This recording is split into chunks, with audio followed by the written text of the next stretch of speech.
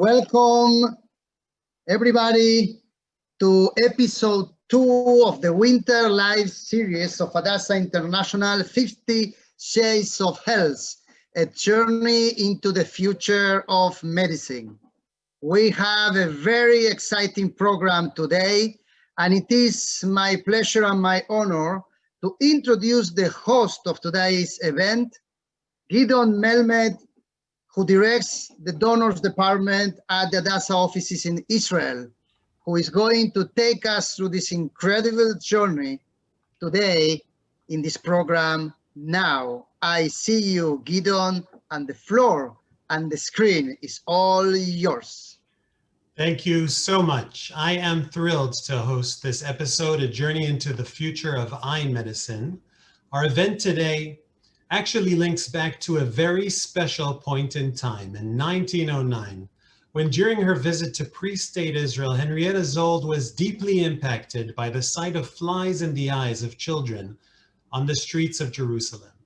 They were suffering from an eye disease called trachoma, currently the world's leading infectious cause of blindness.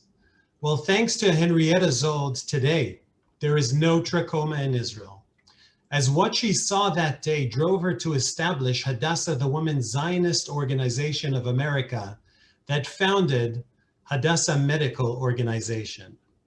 And so here we are, over a century later. With us are people from all over the world. And I want to thank each and every one of you for joining today to hear from some of the leading figures in the field of eye medicine about what they anticipate the future holds for us all, and especially for those with impaired eyesight. I want to take a moment to remind you that this series is about exploring the future of medicine, and at the same time, it is also about keeping the dream alive. The dream of striving not only to provide the best medical treatment for the people of Jerusalem and Israel, but also about finding solutions for some of the world's biggest problems. And that is what we will hear about today. It is my great pleasure to introduce Professor Itay Chowers, Chair of Hadassah Medical Organization's Ophthalmology Division. Professor Chowers, thank you so much for being with us today. Professor Thank you very much. You're at the forefront of clinical treatment and research in the field of ophthalmology. Now, most of us are well aware of the chances of losing eyesight over time and with age. What we do not know, and what we would like to hear from you today, is about the pathway to gaining eyesight. What will it look like in 10 or 20 years for one to be able to remove their glasses and I don't want to say to have perfect, but as close to perfect eyesight as possible, despite the challenges and eye illnesses that affect vision today? GIDON, thank you very much for this kind invitation to talk tonight with the wonderful Hadassah family. We appreciate it very much. And especially that we can tell you a little bit about what we are doing and what we think will happen in the future in the field that we think is very exciting and is going to change in a very fundamental way, probably in the next coming few years. So at the Department of Ophthalmology, as you mentioned, we strive to prevent loss of vision, but also to reverse loss of vision that already occurred. Some of the diseases that we are trying to treat today are unfortunately basically untreatable, and we think that this may change at least partially in the coming few years. Our service at Hadassah, the ophthalmology service, is very comprehensive, and it is using cutting-edge technologies for over 103 years. What makes us feel that things may change is that there is a very special time, I think, in science now that there is a lot of progress in computer science, in genetics, as well as in cell biology, statistics, and in communication technology. And all these together, so when we take these advances together, we can really make a fundamental change in ophthalmology. Ophthalmology is in the forefront of medicine because the eye is perhaps the perfect ground for testing the new treatments. It's a small organ, it's accessible for manipulation. We have a very accurate and reliable ways to measure the response of the tissue for these new treatments, and the risk for side effects is relatively small when we think about systemic side effects, because we use a very accurate mode of therapy. So how we think that things will change?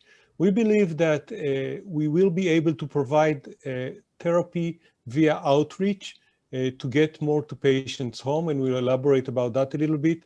We think we can be better in choosing the most appropriate treatment for an individual. We think that we can avoid unnecessary therapies, and we think that we can probably treat conditions that are untreatable today.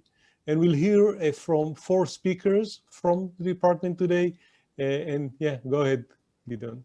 Thank you. You mentioned progress in communication technologies, and you know, some of the areas that we're seeing a massive surge globally today is in the field of artificial intelligence and machine learning and big data.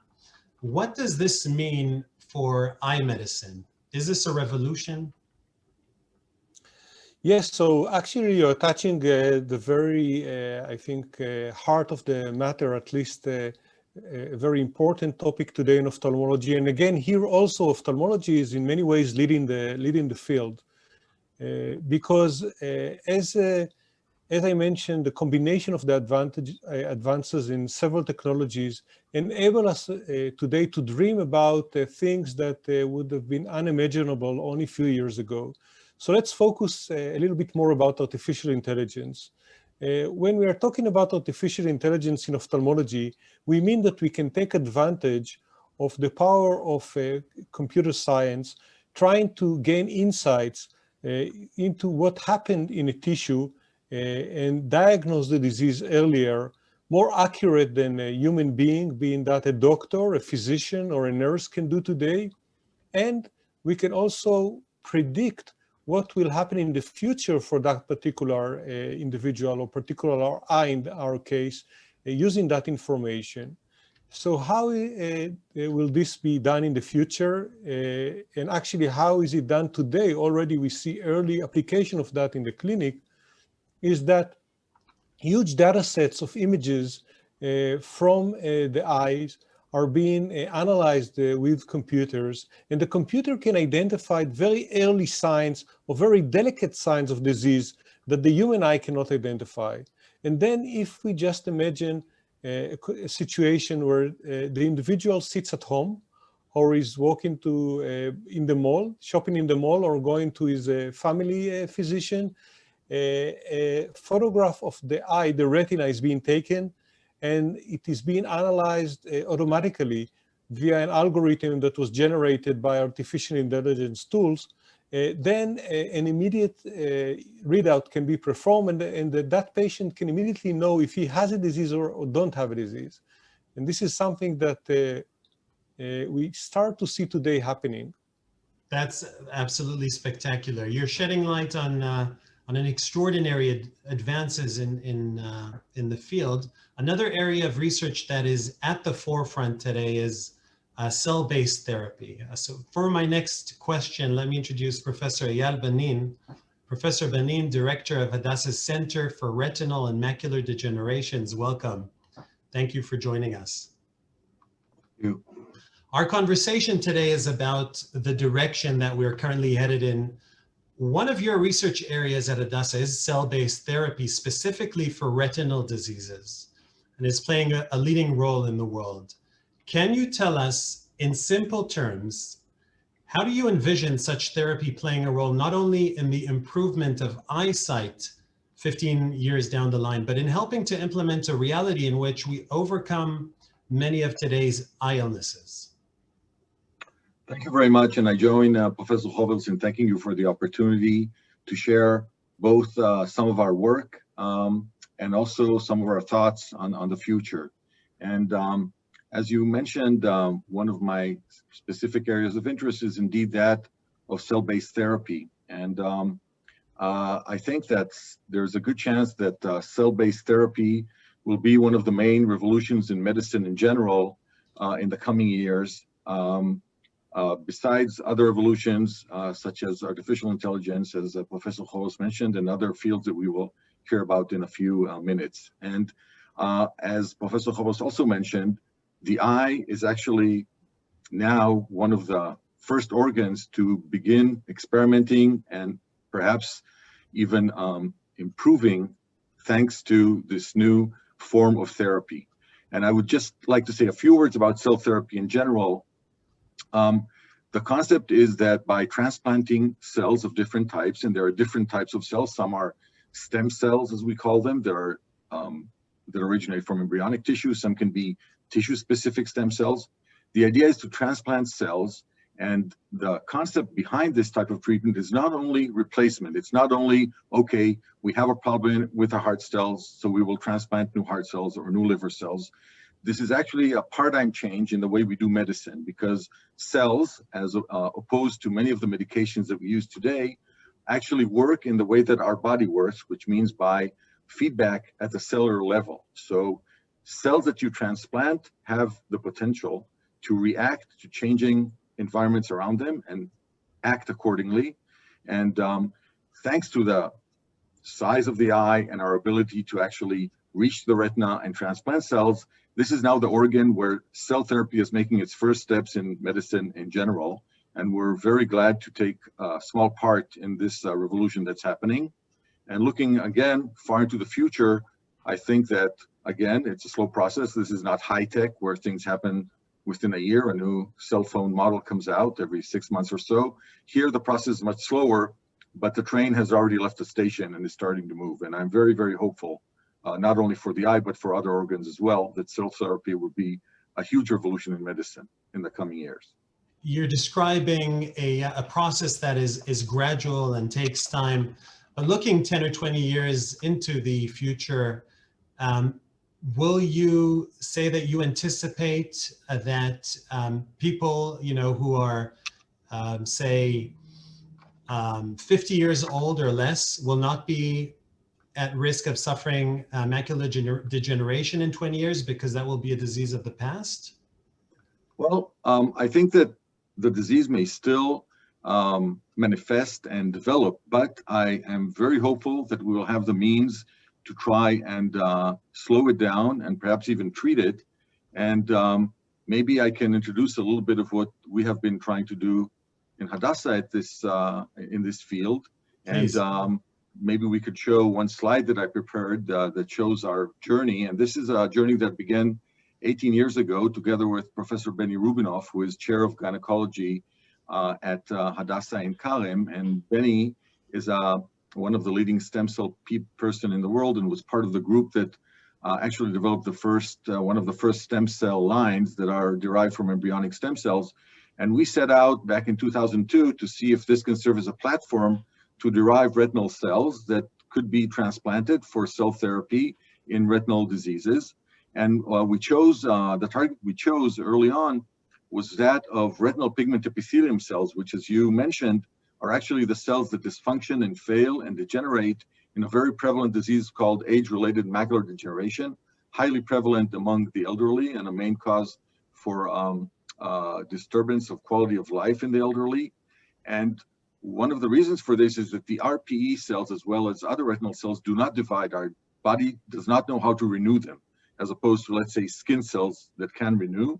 But retinal cells, like brain cells, and the retina is actually an extension of the brain, cannot renew itself. So the idea was, let's see if we can derive RPE cells from human embryonic stem cells and try to transplant them into their natural anatomical position under the retina to try and maybe attenuate and maybe improve function in AMD. And indeed, we were able to elucidate a protocol that helps us derive RPE cells that are almost identical to the ones we have in the eye from human embryonic stem cells in the lab. And for the last couple of years, we've been already implementing an early clinical trial that is FDA as well as Ministry of Health approved, and we're trying to transplant these cells into the eyes of patients with a dry form of AMD. This is just a first step. There are a few other groups in the world that are attempting this, but I see this as a first step, as I mentioned earlier, towards hopefully what you alluded to in 10, 15, 20 years, the possibility of perhaps replacing and supporting failing retinal cells and stopping blindness. Amazing. Thank you. You know, looking at the range of eye diseases today, one of the most popular procedures globally is cataract surgery, in which the lens of the eye is removed, and in most cases, it is replaced with an artificial lens. At this point in time, I would like to introduce Dr. Hadas Ben-Eli, Director of Optometry and Biometry Services at Hadassah Medical Organization. Dr. Ben-Eli, welcome. Thank you, GIDON. We're all familiar with the science fiction scene of a bionic eye or lens that is implanted. Can you tell us, based on what is already happening today at Hadassah, and based on your experience, what do you anticipate the world of future artificial lens implants will look like? Well, in fact, first time I say that cataract surgeries are one of the most greatest success stories in our journey towards personalized medicine. And well, even now, these surgeries are being performed using advanced premium lenses based on every patient's unique biometric measurements and visual needs. Well, I anticipate that more machine-based cataract surgeries, such as laser-guided surgeries, will take place. I assume that new developments in cataract surgery will continue to improve the visual and patient-reported outcomes. I think, and for this, we need a big data analysis, as Professor Chowers mentioned. We are now building a database in order to allow for big data analysis and the development of artificial intelligence and machine learning. Well, these systems will allow further improve to our results in cataract surgery, and will also allow us to predict more and more successfully which lens will be the best fit for every individual patient.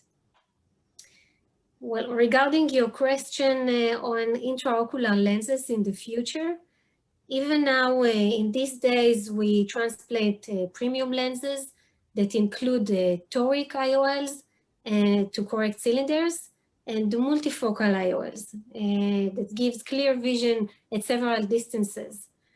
I assume in a few years, every cataract surgery candidate will be implanted with premium lenses that will provide vision based on his specific daily needs, and even lenses that can change their location in their eye or the matrix inside the eye to improve the visual lifestyle of the patient.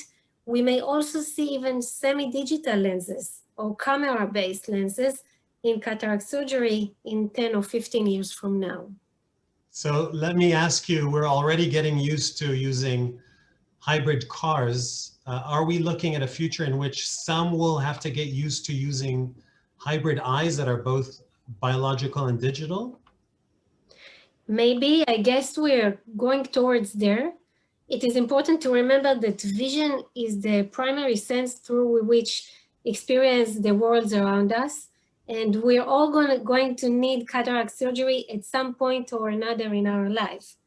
It is therefore to our vision in our department to create a future where generic intraocular lenses are no longer exist. So as I said, with the help of big data approach and artificial intelligence systems, every implementation will be unique to achieve maximal results in terms of both medical and visual needs of the patients. When do you anticipate we will begin to see this revolution? I guess we already see it. We see it good on the artificial retinal chips. But I think in 5, 10, 15 years, we're going to be there. Well, the notion of all this information being collected raises some very interesting and important ethical questions that I think is something for a whole series in and of itself. But for now, at this point, I would like to invite Dr. David Smadja to join us.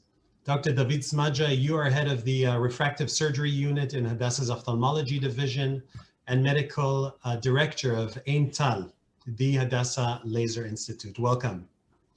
Now, you're also involved in some very interesting and innovative projects. Will you please share with us your perspective on this, looking ahead 10 or 15 years? Do you anticipate the lens of the eye being a separate segment from the eye, or will it be a kind of dual biological and digital organ? So GIDON, first, thank you very much for the invitation being here. It's a very exciting session here talking about the future in ophthalmology.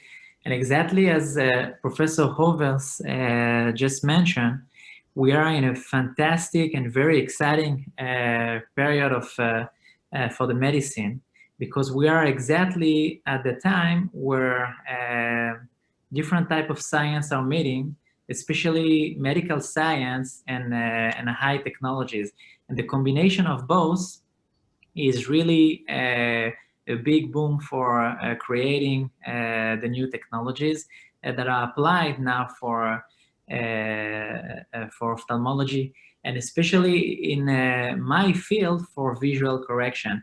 And here in the picture, you can see a little bit of what might look like in the future regarding the visual correction.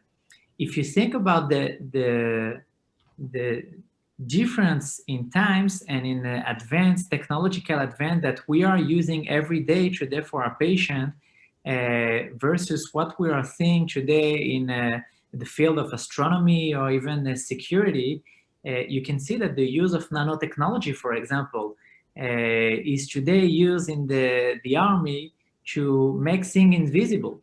And that's fantastic, right? But it's not science fiction anymore in this field. So explain to us, please, how will it work? So if it's for the nanotechnology has the ability, nanotechnology is just about a technology that is at the nanoscale, which is probably about the molecule of glucose, something very, very small.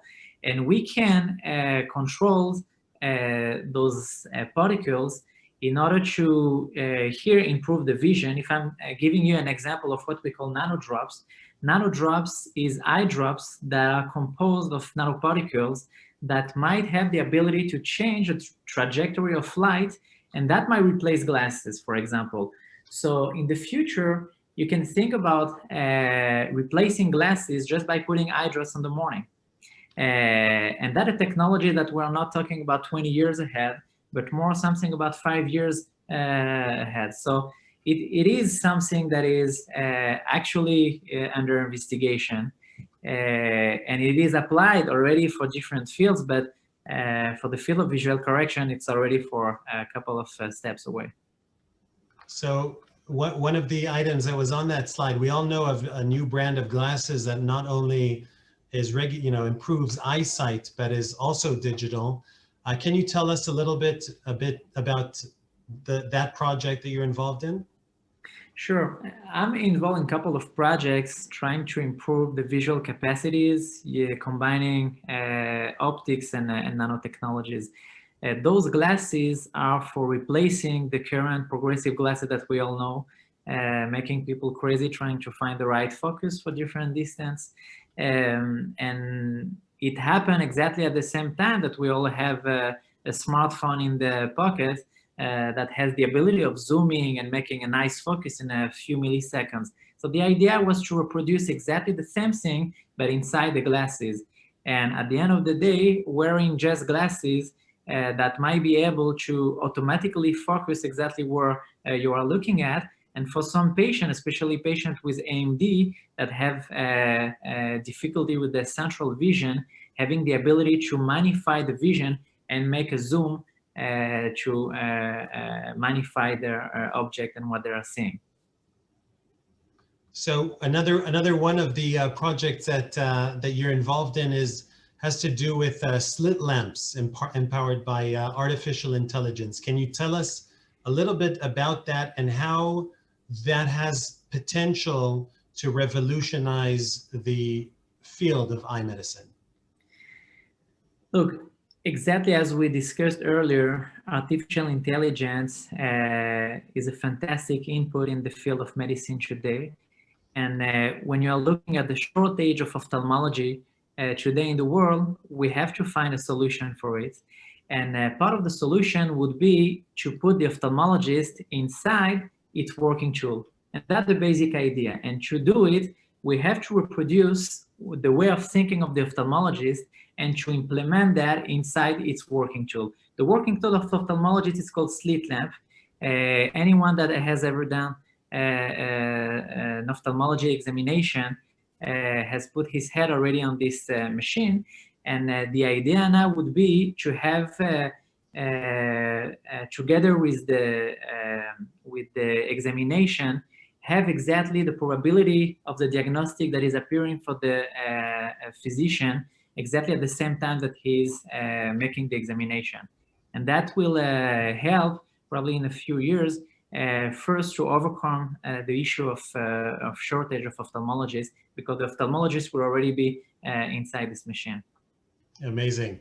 Now, I invite you all, panelists, to open your cameras for this next question to share your insight, because what you have described so far is truly eye-opening. And we're beginning to approach the end of our event today. Now, none of us are prophets, and we cannot tell the future, but if someone were to watch this episode in, say, 20 years from now and say, wow, they really had some foresight, what do you believe would be the one thing that they would be referring to in today's conversation? Professor Chowers? Well, you give me a very difficult task, because I believe in everything that was described here so far.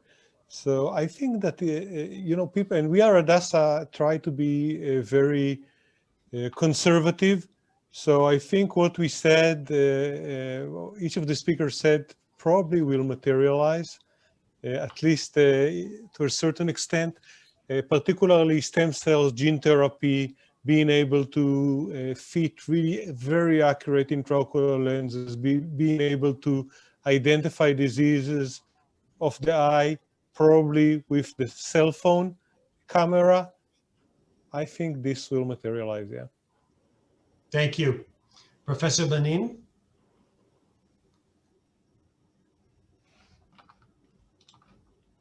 Thank you. I think that many of the ideas that were brought forth by my fellow colleagues at the department will materialize. I do believe that. And probably additional things will happen that we haven't mentioned. We may be able, I saw that there was one question from the audience regarding a disease called glaucoma that we didn't address here. This is a disease that affects cells that are in the retina called ganglion cells, but this causes the optic nerve that leads the information from the eye to the brain not to be conducted properly, and therefore we lose vision, because as we all know, the eye does translate light that enters it into a biochemical and electrical signal that is then transferred to the brain, and actually we're seeing with our cortex, with our brain. So one thing that we haven't mentioned, which I think will also hopefully happen, is that there might be a way to connect directly to the visual cortex and feed our visual experience directly into the brain. So I think there will be actually advances on many fronts, even to the point where maybe the eye itself will become obsolete. And then what will we do? We'll see. But I am really hopeful that there might be a way to correct many of the problems that are now incurable. And some of these things were pointed out in the discussions previously. Thank you. Dr. Ben-Eli? Well, I think that regarding cataract surgeries, I think we are one of the, I think the only hospital in Israel that gives premium lenses and cataract surgeries publicly for our patients. And we combine this with research in many fields of cataract surgeries. So I hope we're going over the semi-digital lenses and the advanced lenses that we talked about. Amazing. Dr. Smadja? Well, I think first, I really do hope that all those projects will move forward at the same speed. And I'm convinced that in probably about 20 years from now, we'll see fantastic result and a completely different medicine from now. And obviously, I do think that we will probably, if we have that gap between the technologies of today that we're using for different things that are not medicine and the medicine, I guess in 20 years, we'll probably have the same technology in the eye that we have today with our smartphone. So it might definitely be there. Okay, amazing. Thank you so much. And with that, I want to thank you, Professor Itay Chowers, Professor Eyal Banin, Dr. Hadas Ben-Eli, and Dr. David Smadja. This has been more than intriguing and thought-provoking, for me at least, and I hope and believe that for all of us that are here today, you're not only treating those in need today, but also working to bring solutions for the world that are immensely important, and I want to thank you deeply. We know that everything at Hadassah is made possible through the generosity of our friends and supporters from around the world. I want to thank everyone for being with us today, and also to pay special acknowledgement to the members of the Hadassah Women Zionist Organization of America Society of Major Donors for being with us today. And of course, a very big thank you also to Hadassah International for holding this series, 50 Shades of Health. There is lots more in store. I hope you enjoyed this episode, and we'll enjoy the next one, which we will be introducing in just a few moments from Jerusalem. Thank you very much, and Shabbat Shalom.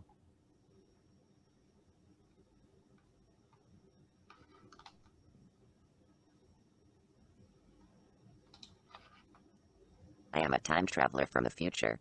I have a message for you. Don't miss the third episode of the series 50 Shades of Health. The future of robotics starts now.